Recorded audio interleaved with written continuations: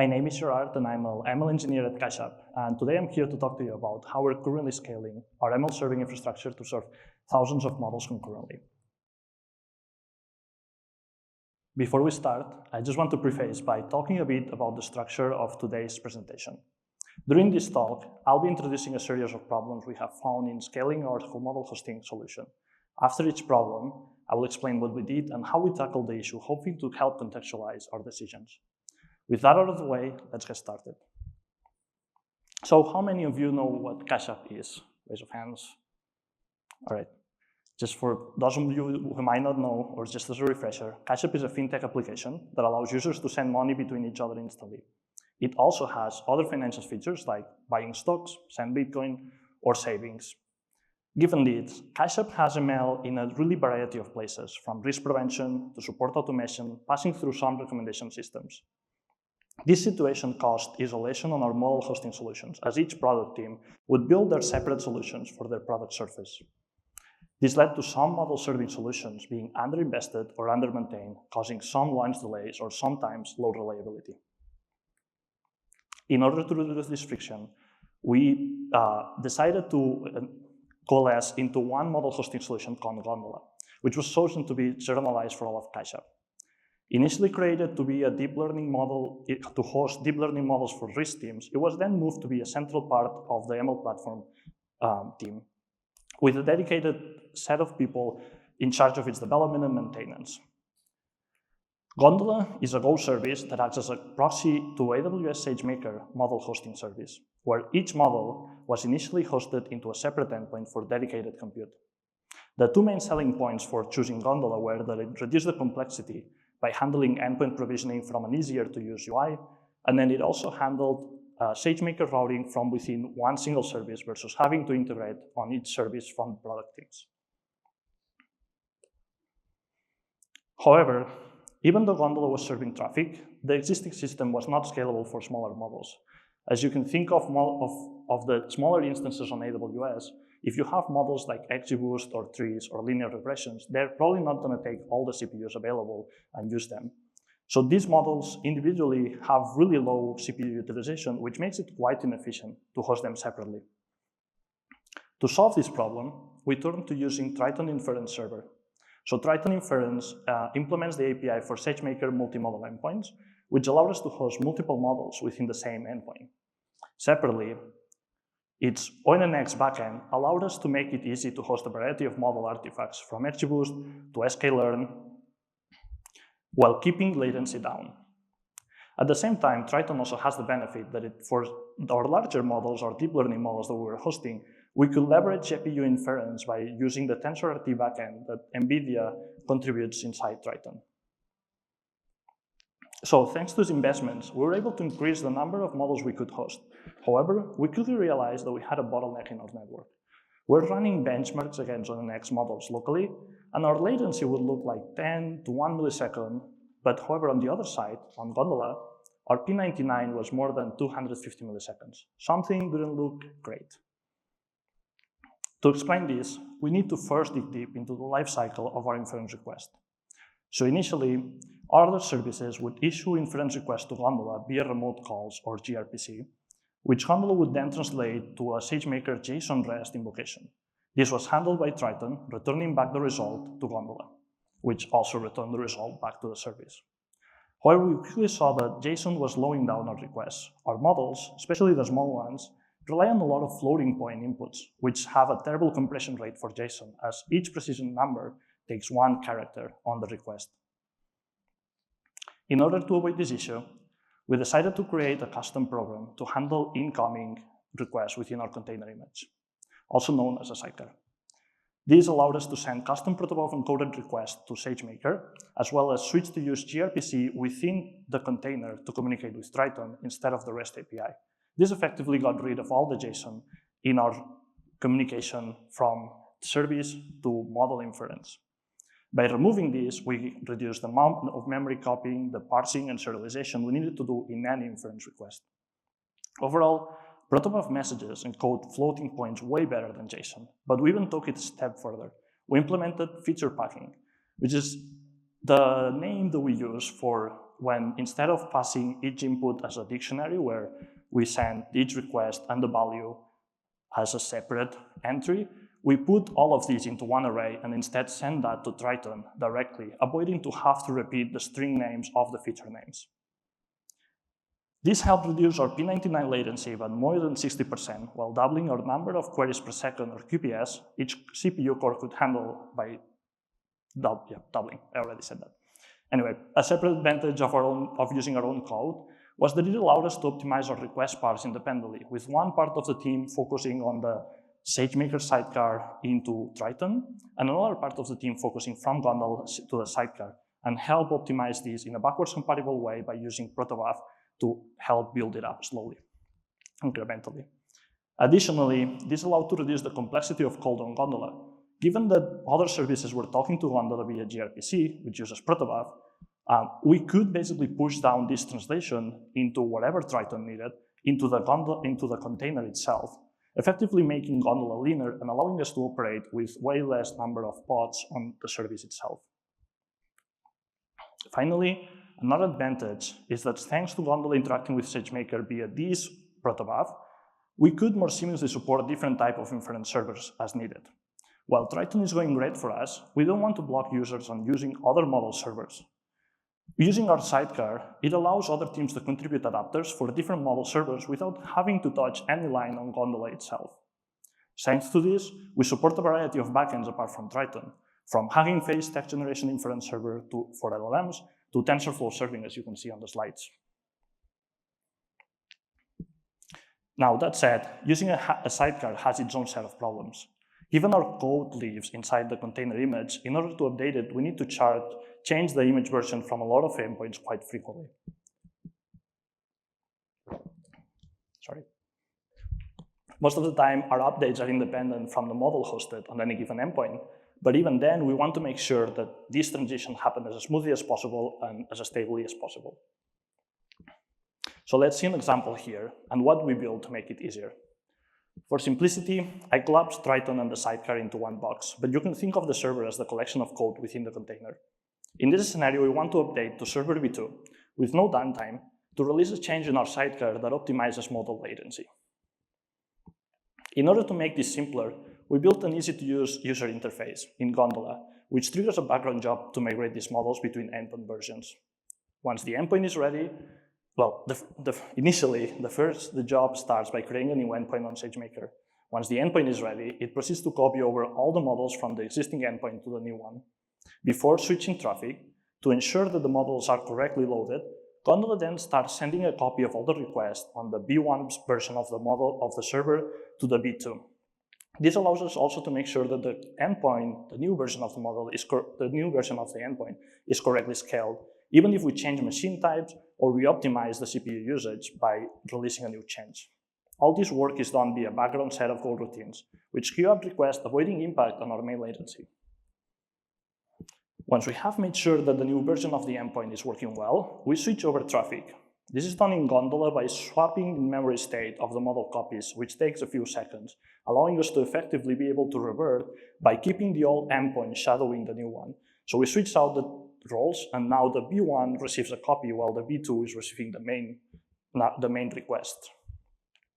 So here you might ask, if you've used SageMaker before, that why not use variants instead of these model copies? Well, the reason for this is that we wanted granularity on our migrations. Our team has had experience in the past where we were migrating to a new endpoint and one model would not work. Now, this is fine a lot of times, but sometimes this can also delay the optimal state of our serving infrastructure. To prevent this, we use model copies. In some cases, as I mentioned, as we're migrating model between versions of the endpoint, we might discover that some of them are not working correctly on the new version. This usually requires to download the model, fix up some stuff, or request, on the most extreme cases, request the modeling teams to please retrain the model with a new version of the library. However, when we are deploying large optimization, this means we need to delay the deployment of our migration for quite a bit of time, which can impact the efficiency of our platform as a whole. In order to avoid this blocker, we use copies of models, such that if a model 3 is failing on the server v2, we can keep it on the server v1, running with a few instances, while we deploy the rest of the models on the V2, effectively making our cost more effective and also the performance better. This avoids having one model block all the migrations and also pace the migrations with the teams that own the models with their own pace as needed. So we got migrations between endpoint versions, which has allowed us to further optimize our model server quite a bit. At this point, we were reaching 50 to 100 models per multi-model endpoint. However, we started noticing a weird pattern as we scaled up. When we increased machine sizes, also known as vertically scaling, relative CPU usage would actually increase, just not what we expected. This led us to think that something was wrong, which was causing this increased utilization. We spent some time benchmarking Triton and the ONNX backend, and after some local profiling, running some benchmarks against our staging endpoints, we stumbled upon the global versus local thread pool on ONNX runtime. Thread pool here refers to the set of CPU threads which execute model inferences for a given model. By default, ONNX runtime on Triton was creating a separate thread pool for each model loaded. This is, if there are 2 models loaded, it would use 2 separate disjoint set of threads to execute inferences for each model. Now, this is fine when loading larger models or when you have a few models, but in our case, we were having 50 to 100 models. So what was happening was that actually most of the time spent was switching between threads on the CPU as the number of CPU is limited. This caused our high CPU utilization when we were vertically scaling as more models were hosted per instance. We tried to check whether using global thread pool would help. In this setting, ONNX runtime reuses a common set of threads for all the models loaded on the runtime. So if there's 100 models, it will use 10, 20 threads, and then it would basically switch inside the thread between model versions. Our P99 latency got reduced by 40%, increasing our max QPS by 1.5, thanks to these changes. Forgot that I had this. All right. As we continue to scale our operations, there are other optimizations we performed to help reduce the cost of hosting ONNX models. One optimization was switching Triton to use gmalloc instead of the standard library memory allocator. By changing this, we reduced our memory usage by 50% on some of our really active endpoints, as the standard memory allocator is not great when there's a lot of loading and unloading of models in Triton. Separately, we also have contributed several improvements to open source for both Triton and the ONNX runtime, especially to optimize model load times, as sometimes models would take minutes to be loaded into the endpoint. One contribution was enabling or exposing an option to disable ONNX optimizations on load time. Now, this is a default on ONNX, which basically whenever you load a model, it will try to parse the graph and make it as efficient as possible, which is fine when you have a few models. Or when you have hundreds of models, it means that now you have a CPU that instead of serving traffic, it's trying to optimize this graph, which is not great efficient, especially because we found a way to also run it on the offline path before exporting, which is better for our case, and I'll explain later how. Another one that we did is we found a bug on a tree hash function inside ONNX code, ONNX runtime code. This actually led to quite an unoptimal resolution to load large tree models, which went from 1 minute before this optimization to 10 to 15 seconds for the exact same model. So these optimizations were actually crucial to allow us to continue growing the endpoint without having to scale up the CPU and memory needed per node. So as we deployed these changes, we had our own set of scarce incident SEPs. We quickly found that some of our endpoints were having random latency spikes, even though the scaling metric we use, which is CPU utilization on SageMaker, was sitting at a comfortable 50% usage. This forced us to lower the auto-scaling threshold as we struggled to understand why was this happening. So this is where our friends at Datadog, which hopefully you've heard of them, came in really helpful. So even though Datadog already has an existing integration which imports SageMaker metrics, we wanted to update our visibility into the endpoint itself. We thought somehow that we had some issue inside either the sidecar or Triton, either a memory leak, a bottleneck, or something we missed. Before we tried anything else, we tried to reproduce the issue locally, but we couldn't find this issue and we couldn't reproduce it. So as we couldn't find it, we focused on adding a Datadog agent process within the container itself. We set up tracing for our Go sidecar and process monitoring inside the container, and we turned down sampling quite heavily to avoid taking too much memory or CPU from our inference path. Now, before I continue, I must say, Datadog didn't ask me to put this slide here. I added it because I have a feeling that if you use a SageMaker, you might have struggled to add a full picture within the SageMaker containers. This gave us quite a bit more detailed view of what was happening in there. From our sidecar serialization overhead to network throughput and P99 latency within Triton, it also allowed us to track per process CPU utilization on the container, to find whether we were missing some process which was eating up our latency. This addition led to several improvements.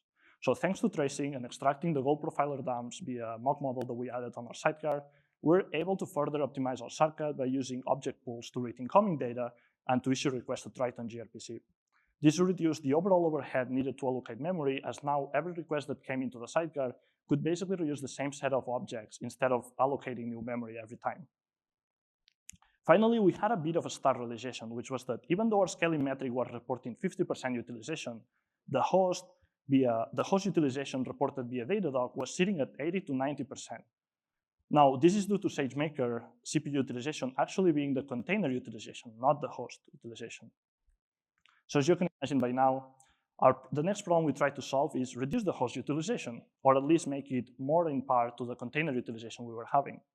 Our hypothesis here was that due to our high concurrent RPC and our low latency for small models, it was causing something on the host to slow down. So we decided to invest some time trying to reduce the request count to each SageMaker endpoint. To do so, we used the fact that in our external API, other services can request several models at the same time to Gondola. To put it in context, you can think of a recommendation system. So in the recommendation system, you might want, a user might request a set of objects, and you might want to rank them in several objectives, in several optimizations, and then combine those into one final ranking. And so to do so, you need to run parallel inference to several models which might have optimized for different objectives, and then combine it on your own server and then return that to the user. So now this parallel evaluation was especially significant in certain areas of cache app where hundreds of small models must be evaluated in parallel. Initially, our implementation on Gondola would fan out per model, effectively multiplying the QPS we would put into SageMaker from the QPS that we were receiving to Gondola itself. Even when the models were living inside the same endpoint, and we could have sent several requests per model. So what we did here was to customize multi-model hosting via our own sidecar instead of relying on the SageMaker native multi-model. This allowed us to send one request with several multiple models within the same invocation to SageMaker. In order to do so, we moved back to single model endpoints and then used S3 to coordinate between Gondola and the sidecar, in which models needed to be loaded at any given time on Triton. This works in two parts. On one side, Gondola synchronously executes a task that updates which models should be loaded by all instances of an endpoint. This is then output into an S3 manifest file, which is read by the sidecar asynchronously as well. Now, the sidecar is keeping watch of this file, and then when it changes, it checks whether there's new models or models that have been removed, and consequentially loads or unloads models from Triton. By loading all the models on all the hosting instances, we can partition incoming requests into multiple requests with n models each to call SageMaker. Our sidecar then fans out into separate requests to the model server, in this case Triton, reducing the overall QPS to SageMaker while still maintaining the number of models that we were being requested. Now, this proved quite effectively. Thanks to this optimization, we decreased our tail latency quite significantly, as you can see on the right. Yeah, on the right. And also our max QPS per core by 3x, as you can see on the left. Oh, well, it's my left, so it's actually the opposite. Okay, that makes sense. I was confused. I wrote down right, and anyway. So that actually, you can see in the graph, actually, the moment that it got deployed, and you can see how the tail latency comes down pretty significantly, and then how our QPS per core, so basically the number of requests we got per core that we had on the SageMaker instances, got tripled. So by this point, we had a capacity to serve hundreds of models per endpoint. In fact, we started to increase our models we took by doing migrations from existing model solutions, as I spoke of at the beginning, and migrating these models into Gondola. All these while still being pretty lean in terms of cost and as a team. However, we also realized that while we're doing all of these model migrations, that using Triton and ONNX were not necessarily the most intuitive to modelers. There's some intricacies to how you export models to ONNX that can lead to sometimes using unoptimal solutions when doing so. To help reduce this burden, we released our own Python SDK. We focused on ease of use by making it as an interface high level and exposing a single function which can automatically detect which model type it is and export it to what we consider, from our experience, is the most efficient backend to run the model. The aim here was to keep it as simple as possible for our modelers to do the right thing. Owning and managing this SDK also allowed us to inject optimizations before the model is transformed for inference. So as I was speaking before, for example, the ONNX runtime optimizations, we could now run them while we were exporting them to be served, instead of having to run them on load time, which is way better since we have a spare CPUs on the training side. Other optimizations we did is we were able to prune non-optimal trees from XGBoost or remove unused inputs features before exporting them. We started by focusing on small models and build up support for more models, incrementally adding models as Hugging Face, text classifications, or k-nearest neighbors indexes. Separately, this SDK also allowed us to build in good practices for our modelers by building integrations with model registries like MLflow. By doing so, we're able to keep lineage of our models that got deployed into Gondola by referencing the run that originated them on the first time. The final piece here is that our SDK can communicate directly with Gondola from wherever it runs. We do that by running a custom Proto-C plugin, which generates the wrapper around the service. And this allows modelers to upload models from any of their existing environments, from their training jobs to notebooks to wherever they run, even their local laptops. Now, this approach proved to be quite successful. We are continuously growing the number of models hosted thanks to all of this. However, as growth continues, it also brings quite a bit of pressure to our on-call team. As a team, we're on the hook for several hundreds of models, which can affect cache-up in almost every single way that you can imagine. So how do we handle this on-call? Well, the long answer would probably take another hour, and it would probably take another talk, and so I'm not going to go into too much detail, but some of the things that we have gotten really good at is building a lot of fallback mechanisms and a lot of guardrails to ensure that models that get deployed are as safe as possible to be deployed before they even reach traffic. So to do these guardrails, we implemented tooling to detect problematic models automatically. Gondola validates models before allowing them to reach traffic, preventing problematic models from ever seeing the light of day and causing an accidental outage by our models unintentionally releasing them. From input correctness checks to ONNX graph validation, we have an incremental warning/error system, which we expand as we learn more on our postmortems or as issues we find over on our path, on our journey. Even with warning and errors, we don't always want to become a bottleneck for our users. There's some times where we might warn users to not deploy a certain model, but we might still want them to do it if they need to. Like there's sometimes where there's a gregarious things like ONNX graph just not gonna work, and we know that. But sometimes the issue is actually less like that. It's maybe that there's too many inputs or things like that. So in order to still encourage good practices, we built a two-step approval for models similar to GitHub pull request. So essentially, in order to deploy models which might have warnings, two people need to take a look, either from our team or the modeler team, before the model makes it to production. So that's where we are right now. Just to recap a bit, our journey today has taken us from the creation of our centralized service for ML serving, Gondola, to the optimizations we perform to host smaller models using Triton Inference Server and our own custom sidecar. This caused our endpoint to host lots of models, which led to the development of our endpoint migration mechanism and optimizations to serve ONNX models more efficiently. At this point, we decided to ramp up our observability to understand better what was happening within our SageMaker containers.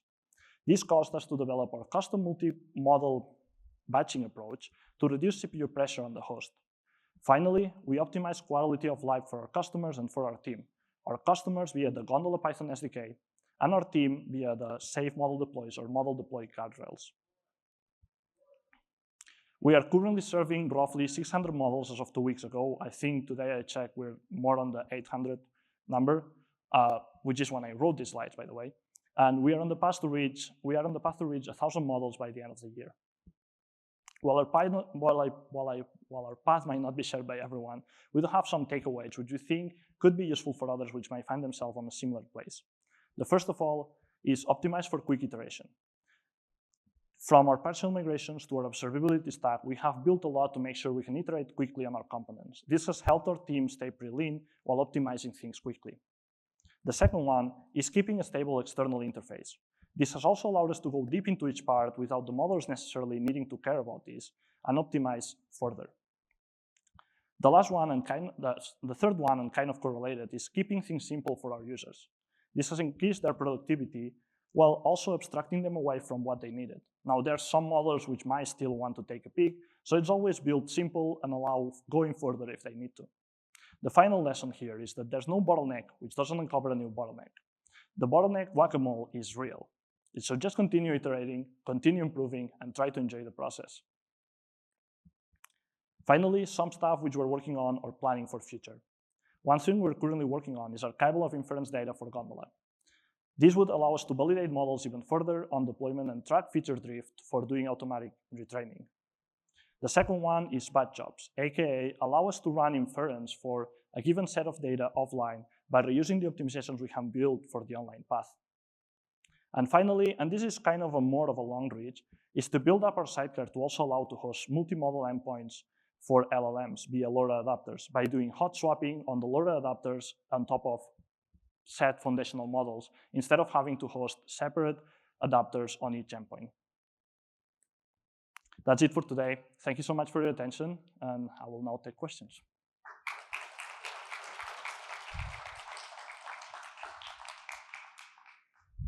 Thank you very much, Gerard. If you have a question, we have these 2 microphones in the aisleways. Just feel free to step up to the mic and ask away.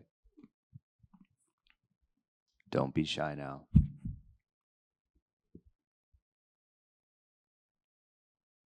Go ahead. What was your time for the marathon? What was my time for the marathon? Great question. I love that you asked that. I purposefully told him that I ran the marathon, so I got those questions. It was 4 hours and I think 45. It was really hot, so it was terrible, but yeah, but it's achievable. Can do it.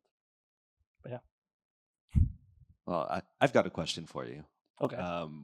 When you were talking about how you were optimizing things and kind of migrating some existing models and also changing kind of the connection points between systems, the thing that was interesting to me was you mentioned, you basically ripped out all the JSON and replaced it with protobuf. Can you talk about kind of some of the challenges involved in that and how you approached that problem? Yeah, I mean, I think the biggest issue there was like we had to take a decision to put a sidecar, which is not an easy one because running your own custom code inside the same container means its own challenges of maintenance, as I spoke later. But I think we started by checking how much we could win. And just from the JSON perspective, it just was so inefficient. So we justified the investment and everything. So it was, yeah, I think the one thing that we did, which I think might have a good takeaway, which is the feature packing. We realized that by like a lot of time was actually being spent, especially for these small models, because they're pretty quick. Like they run within a few milliseconds on the CPU. A lot of time was actually spent just reading the JSON and parsing it, rather than doing what it needed to do, which is run the inference. But yeah, so it's a lot of big journey, but it's definitely worth it to get rid of JSON. You talked a lot about a bunch of tools and tooling that you built to solve this problem.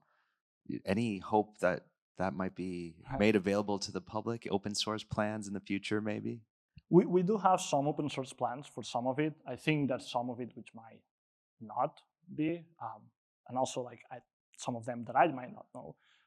There's some tooling that we did, for example, for migration, which hopefully at some point we can open source by moving our existing PMML models to ONNX. We had to build up our own tooling. We hope to open source that in the future at some point. And also like some of the tooling we use to communicate from Python to our gRPC server, which is, if you've used Python and you have to depend on the protobuf library, it's a nightmare. And so we were avoiding it as much as possible. So we ended up building our own separate tooling to do it, which also at some point, hopefully we open source. The rest of them, I think it's a bit more tricky. It depends a lot on the logic that we have internally. Maybe, I don't know. I'm not a person that can speak to that probably. Anyone else got a question? I guess I've got one for you. This was all very interesting and very technical. Yep. What are you using some of these models for that I might see when I fire up Cash App? Like what is the actual implications of these 800 models that you're running right now? You can think of it like literally almost any action that you take on Cash App, it's running in some way or another a few models per action. So from withdrawing cash to putting cash to sending a transaction to buying stock to sending Bitcoin to buying Bitcoin to literally almost every single imaginable action that you take on the app, it's going to run at least a few models. Some of them, like transactions, might run a lot of models to make sure that the transaction you're not sending to bad people or bad actors, or you're not receiving or being scammed. But yeah, like that's some of them. A lot of other ones, for example, are more on the support side. So whenever you talk to support, we try to help our advocates by creating easy to use text and detecting things from the conversation. So that's another part that we use. Yeah.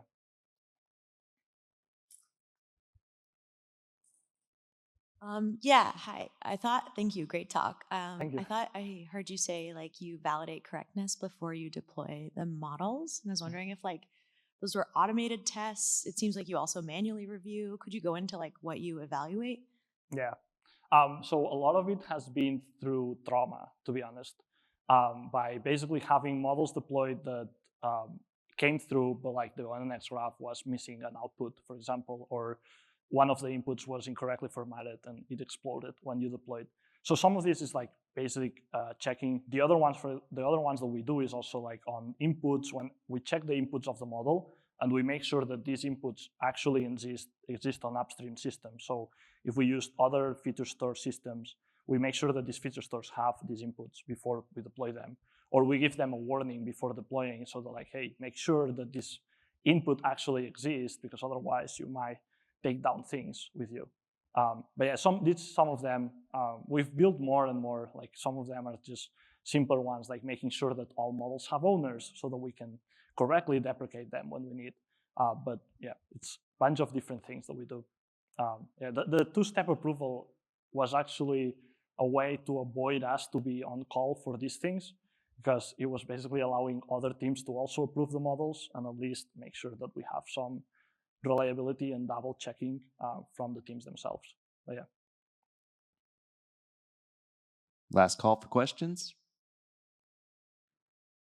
All right. Well, thank you very much again, Gerard, and we'll hopefully see you at another Dash in the future. Yeah, thank you.